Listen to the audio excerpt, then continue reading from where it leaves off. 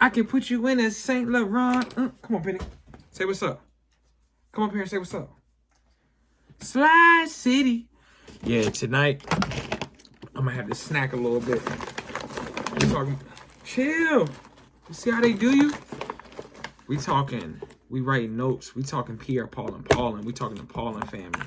We talking senior Benjamin Paulin passes family business down to his son and his son's wife. Oh, that's low. So, I was just like, bruh, to have a business and to pass it down like some Tony Stark stuff. Howard Stark to Tony Stark.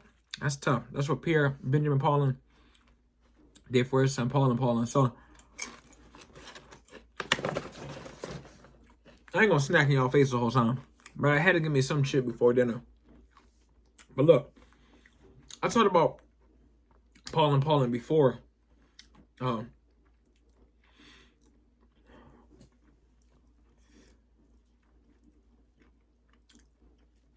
it's Pierre Paulin. Pierre Paulin passed his business. Passed his business down to his son Benjamin Paulin, and Benjamin married his wife Alice Paulin, and they keep the family business in-house. Everything's in-house, and this is one of my favorite, probably my favorite, furniture designer, because the way he creates his world, it's almost like how Luigi creates his world. It's family oriented. They move on their own accord.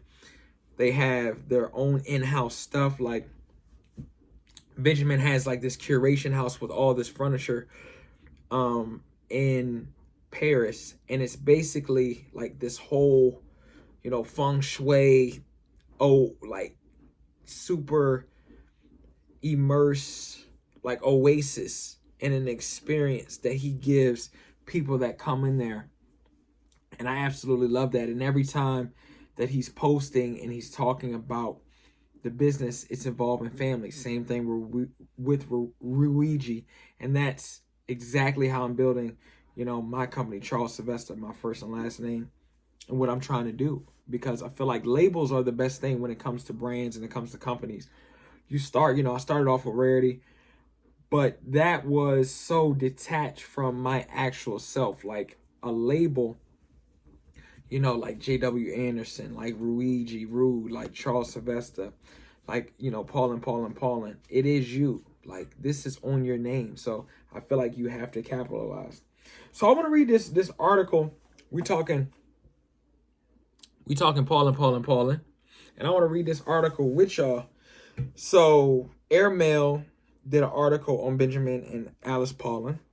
2 decades after Pierre and Paulin's death, his son and daughter-in-law are keeping the French furniture designer's legacy alive from their Paris home. On any given evening in their modernist white house comes showroom, which I just talked about, in Paris's 12th lane, Alice and Benjamin Paulin might be receiving a tour group from an American museum, 100 artists and creative leaders for cocktails, or visiting musicians who descendants to the bespoke basement recording studio to lay down some tracks. The dynamic stewards of legacy of Benjamin's father, the visionary 20th century designer and decorator Pierre Paulin. This nimble couple is devoted to sharing and inspiring that began in 2013. So that's when they began doing this, taking the business over. With the founding of their company based on Pierre's credo of finding comfort and poetry through functionality. Talk to me. So it goes on to talk about Pierre was born in 1927, and he started his career as a sculptor, but the dream was abruptly derailed from an arm injury. So good things come, and stuff like that. Instead, he began working in design in the 1950s. He went on to invent chairs such as the Groovy chair, which is fire, and the tongue chair. Putting a Groovy picture and a tongue chair up right now while I have a chip. Okay, hold on.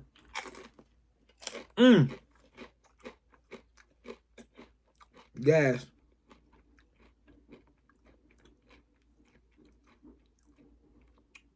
I know damn well they're not about to make me pay.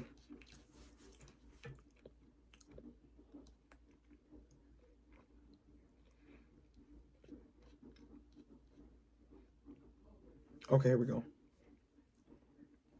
I just got to enter my email. Chill on me. Because we're going to read this.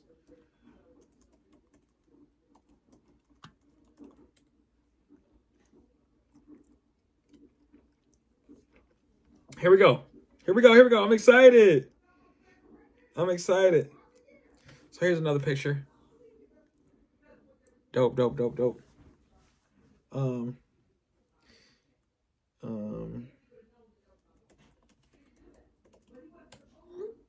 Hold up. Let me.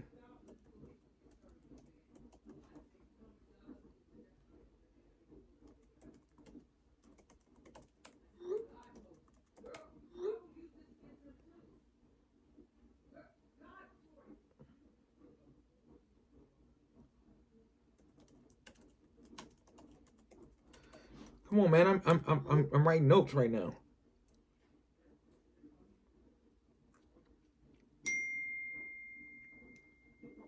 Okay, perfect. So look at this right here. Boom.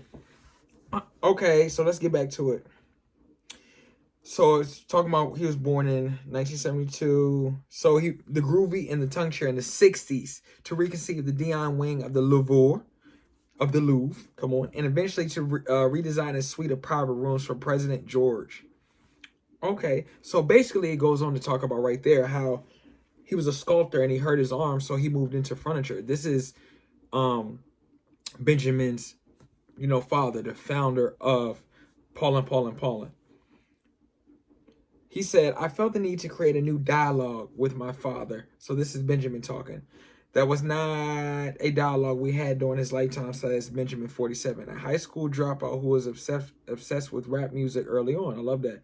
Because he just started off Sounds of Paulin. So I don't know what that is, as of yet. But he created a new page. Basically, I think he's entering music with furniture as well. And they go hand in hand. Like I said, furniture, art, music, all this stuff. But he will always, Benjamin I'm talking about, when you go on his page, you will see that he does these curations and he talks to music artists and they have listening parties. And I'm trying to go, I'm trying to go to the next one. Let me know something. Let me know something, Benjamin. And I think that's really dope. Okay. Except with rap music early on, he never imagined he and his wife Alice 40 will one day oversee ever-expanding organic enterprise, which now includes Paulin Paulin Paulin. The production arm appears unrealized prototypes in the reissue of the celebrated furniture designs. Sounds Like Paulin, a recording studio which will drop its first in-house record label compilation. Ooh, that's gonna be tough. An archive of more than 350 vintage Paulin pieces of museum envisioned near the family home in France. So the couple's family narratives similarly. Alice grew up with the Maison of Bordeaux, the experimental home designed by Rem Koolhaas around the special needs of Alice's father. So her father had special needs and they designed the home around that. Okay, so Benjamin says, I felt the need to create a new dialogue with my father that was not a dialogue we had during his lifetime. Okay, that's dope, man. He said, when Benjamin's not jamming with rap stars like Travis Scott or Theodore, he personally supervises a careful installation of Paulin pieces for the global clientele. Meanwhile, Alice is a worldwide activity, checking swatches, orders, zooming with clients and fabricators. So she does all the work behind the scenes. Love that. And organizing visits to the Paris house or hopping on her bike to escort the couple's 3 young daughters to school. I love that. Last fall at the Design Miami Paris, she was hands-on when it came to finishing the fair's only bespoke booth with stained wood floors and walls kitting out. Okay, so I love his wife. They have this kind of dynamic duo where one person, basically is in the limelight, which seems like Benjamin is, and she is, you know, really behind the scenes.